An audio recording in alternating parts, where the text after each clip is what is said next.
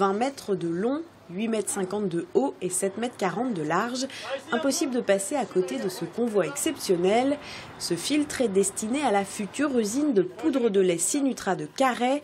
Ce lundi, il a quitté son lieu de fabrication, l'entreprise Métal Performance de Baignon. Dans 10 jours, il devrait avoir rejoint sa destination finale. Un voyage qui a nécessité des journées de préparation depuis le mois de février. La première étape a été de faire la reconnaissance de l'itinéraire.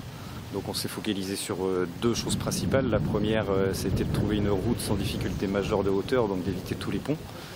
Et puis la deuxième, que nous on s'assure avec la largeur et la longueur du convoi que l'on passe à tous les endroits qu'on avait validés. Pour assurer le parcours, Orange, ERDF, les directions départementales des routes et les gendarmes préparent le terrain.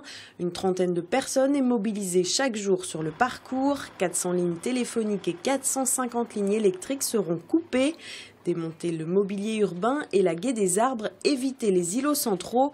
Les conditions doivent être réunies pour laisser passer le véhicule de Sébastien sur 200 km. C'est particulier parce qu'il y a énormément de monde. Mais bon, ouais, le plus chaud pour moi c'est le ballon de la pièce. Et c'est tout, et le dévers de la route. Le reste... C'est une sacrée pièce quand même là. Hein, là c'est mon record en volume là. En hauteur, c'est mon record.